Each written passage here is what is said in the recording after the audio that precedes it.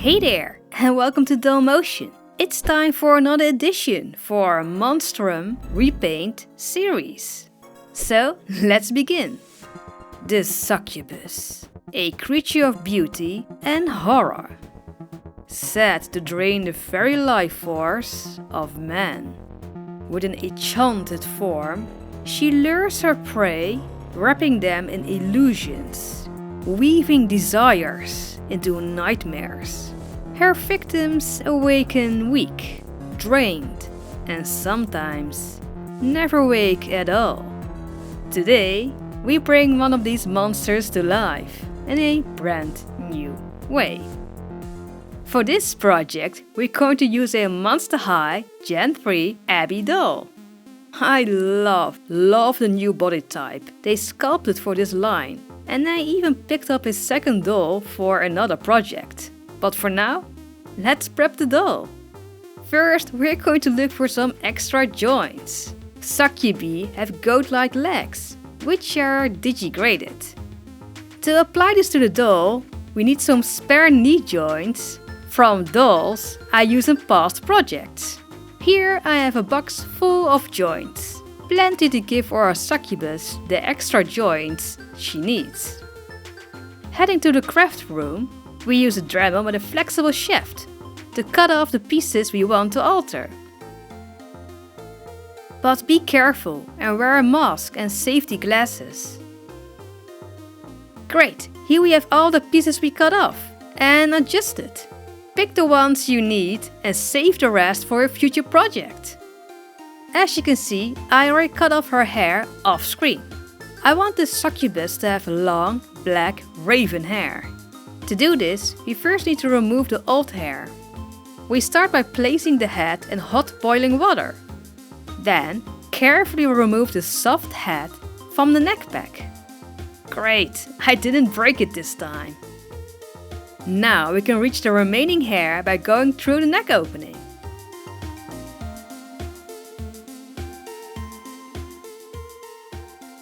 To remove the factory painted face, we use pure acetone. I don't always show this, but it's best to clean the head with some soap and water after using acetone. Otherwise, there's a chance the residue can ruin your new face up, and you really don't want that. Nice, all clean. Now we're going to reconstruct the legs. For this, we use sticks, new joints and superglue to hold them in place. To fully secure the legs, we use the strong stuff, epoxy glue. Mix the two parts together, and after about 5 to 10 minutes, the legs are ready for a new layer. This time with epoxy sculpt, as in epoxy with an A. Once again, we mix part A and B together. And with some water, we sculpt the shape we want. I'm going to make her chest larger, and she gets her signature hooves. Well, in most stories they are goat hooves, but I like horse hooves better, so I'm going with those. I hope you don't mind this tiny inaccuracy. With my Dremel, I sand down the hooves to the right smooth shape. And to be honest, I'm pretty proud on how they came out. She almost needs horseshoes on these. For her hair, we're going to use this gorgeous black saran hair. To reroot, I use a rerooting tool made from an embroidery needle. To match the sculpt with her hair, we first paint the head black. Afterwards, we add another layer of fabric glue to prevent the black paint from chipping off. Now we can plug in the hair strand by strand. First, we fill in the existing holes.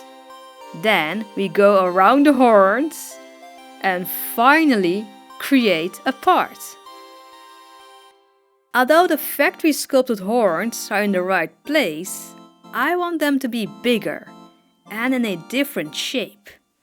So I cut them off, but I will still use a small piece of the base for the new ones. To create an armature for the new horns, we pin in some wire. Secure them with a bit of hot glue if they don't want to stay in place. Now we can secure the hair with an all-purpose glue, or a glue type that can't seep through the hair holes. Use a Q-tip to spread the glue inside the head. When the glue is dry, we can give her a boil wash. We do this to set the hair in the style we want, which makes the part in the middle look more natural. Bind a few elastics around the head and watch them jump off when I pour hot boiling water over it. Great! Let the hair dry overnight. In the meantime, we can work on our wings and tail. Returning to the body, we make 2 big holes in our back, using a lino cutter. These allow us to insert wires to form the armature of the wings. We glue in the wires and shape the frame of the wings. Now, we need to give the wings some body. We do this just like in my cockatrice video, with a piece of pantyhose fabric. This material is lightweight, stretchy, and perfect for this. Sew around the wings and stitch between the wires to create a wing membrane.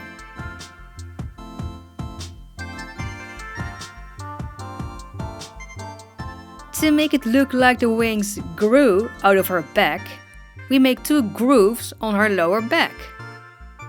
This allows us to push the excess fabric inside, making it appear as if it comes straight out of her body. For additional details and reinforcement, we use epoxy sculpt again. We secure the tail to the body and add some bone texture to the end of the wings.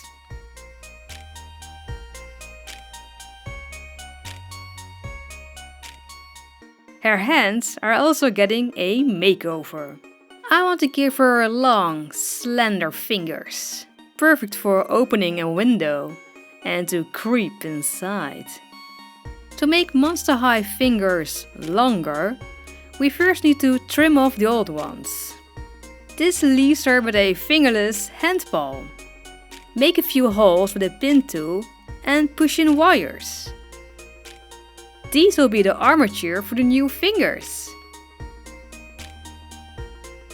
Now you will need some epoxy sculpt to shape the fingers. It may look hard to do, but just take your time.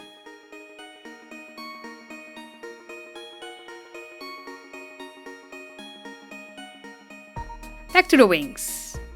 I want to make them more defined, adding notable outer and inner wing lines.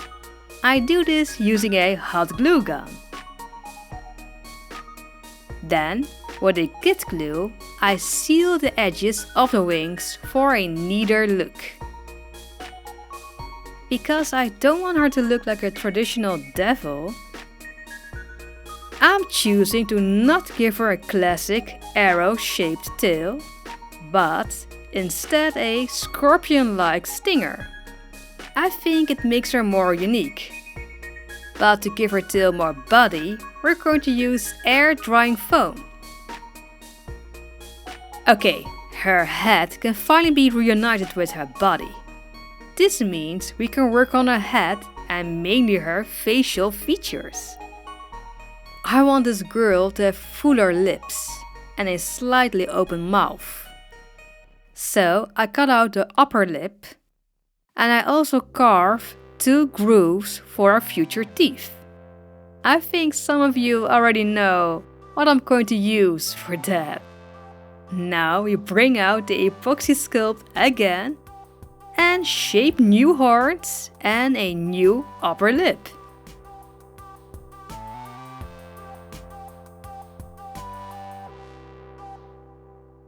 The next day, we give her a light sanding and she's ready for some color. We first need to make the wings and tail extra flexible. Just like with my cockatrice doll, I'm going to use a mixture of fabric glue and acrylic paint. This needs to be applied in about 6 layers, allowing each layer to fully dry before applying the next.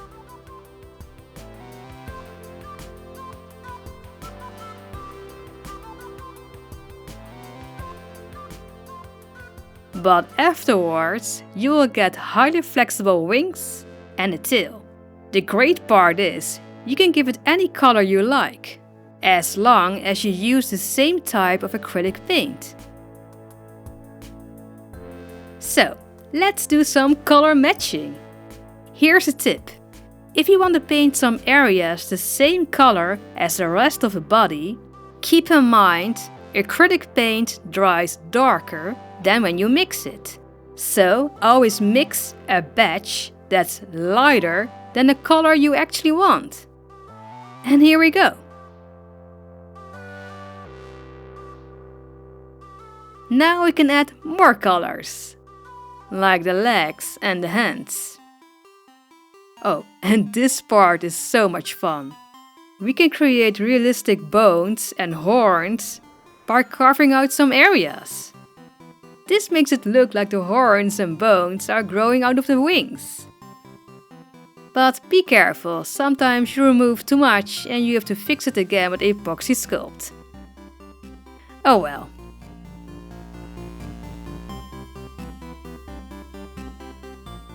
Let's give the inner and back of the wings a darker blue color. I love that she's blue.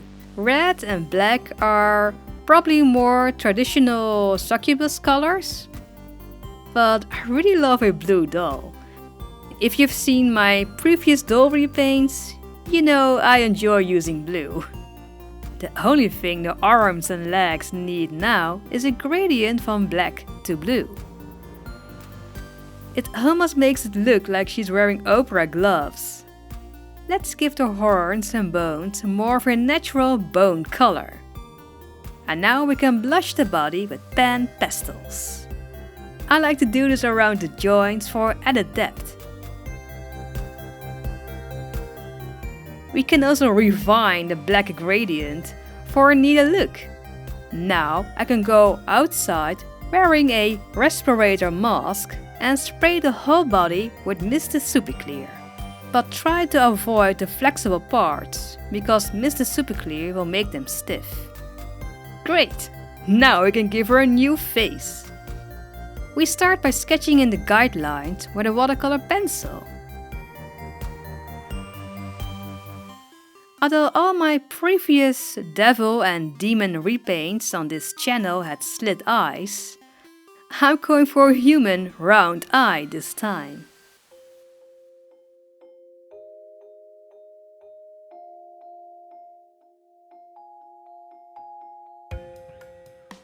To outline the eyebrows, I use a bit of pastel powders and then divide them further with a pencil to create a blue to black gradient.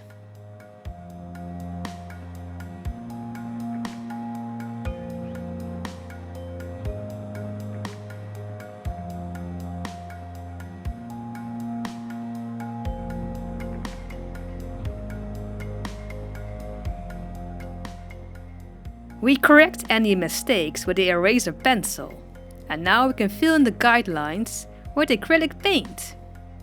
We start with the sclera, or the whites of the eyes.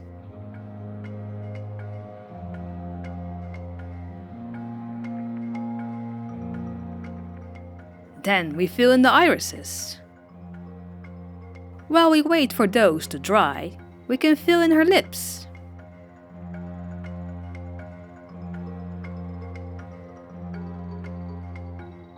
With a ball clay tool, we stamp 2 pupils into the eyes. And wow, she has a personality now. We paint in the lower waterline and then add some shades.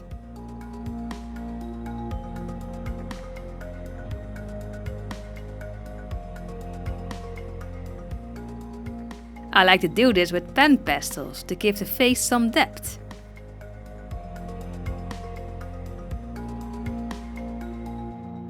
And now for the fun part, the highlights. This brings everything to life, like the little shines in our eyes, the line above her eyelids, and to give her a bit more sass, I add a beauty mark above her mouth. Here's a fun trick. If you want her to look like she has half-closed eyes, draw the eyelashes down over the iris. Great, now her face is finished. We spray the head with Mr. Superclear to seal in the details. Removing the protective covering from her hair, we can now work on her horns and teeth. Pinning away the hair, we start with black paint. This will really make the line stand out when we add the bone color. And to seal in the paint, we use high gloss varnish. And now for our fangs. Yes, you guessed it. I'm going to use cat nails again. Just like with the cockatrice and Mortis Felis, I'm going to use my pet cat's nail clippings, which I collect every month. Glue them on with tacky glue for a better fit, and then apply high gloss varnish for luscious lips. Speaking of high gloss, let's also give our hooves some shine. Only the hooves though, because the rest of the legs will be covered with fur. You can easily make fur from yarn. Bind it to a giant fly swatter or something similar that can hold the yarn. And brush it out with a pet brush. Then simply use fabric glue to attach the small pieces of yarn and work your way up until the black gradient stops.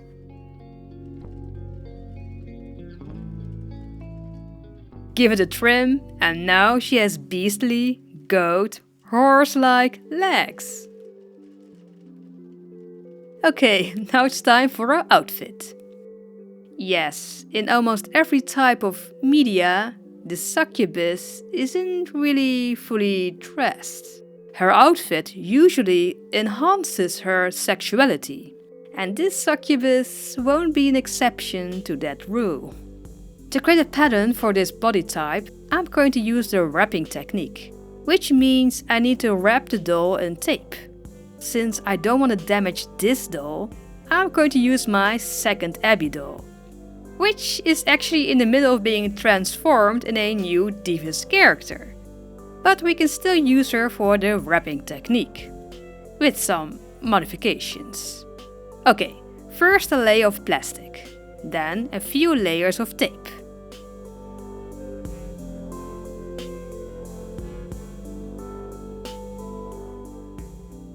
Draw on the pattern and transfer it to paper.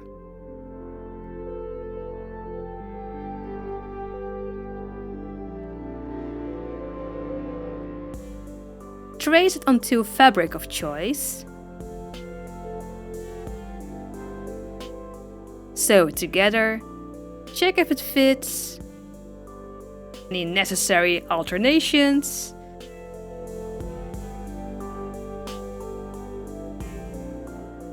And now she has a bathing suit-like outfit. For decorations, I'm going to use these leftover feathers from my cockatrice repaint. These will help cover the sheer parts of the outfit. And for a neat edge, I'm adding a row of gems. To give her a goth vibe, I add black leather straps around her neck, tail, legs, some with studs for a sharper look. Finishing touches includes matching earrings and rings around her wings and horns. I use a strong gel to flatten her hair. And with that, our seductive succubus lady is done.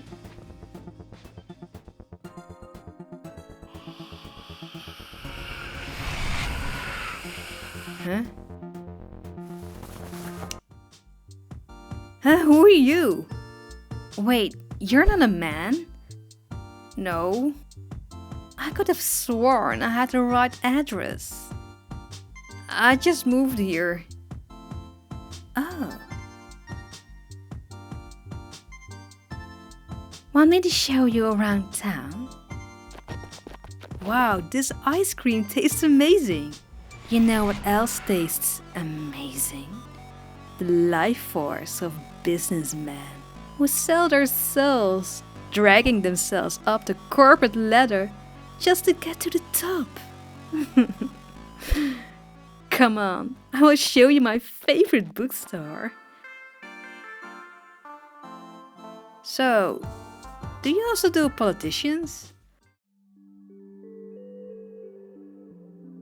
Hey, if you'd like to see more pictures of the succubus that didn't make it into this video, you can check them out on Facebook and Pinterest. You can also find behind the scenes stop motion pictures on my Instagram at DollMotion.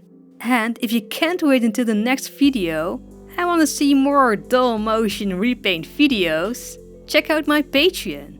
There you have access over 20 exclusive videos, sewing patterns, and even a name mention in the upcoming repaint video. But best of all, your support will keep this channel alive. So a big thanks to my amazing Patreons, Kanamaro, Cat Vanity, and everyone else on Patreon and YouTube memberships. Thank you so much. And now, here's what you've been waiting for, the next riddle for the upcoming repaint video.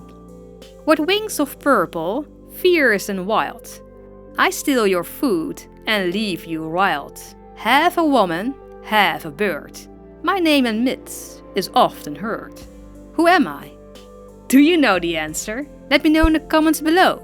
Also, which of these creatures should I make for the series? Manticore, Griffin, Mothman, Mermaid, Unicorn, or something else? Do you have a better idea? I'm already working on a new repaint video. Thank you for watching. As always, like if you liked it and sub if you loved it. I will see you in the next repaint video. Bye!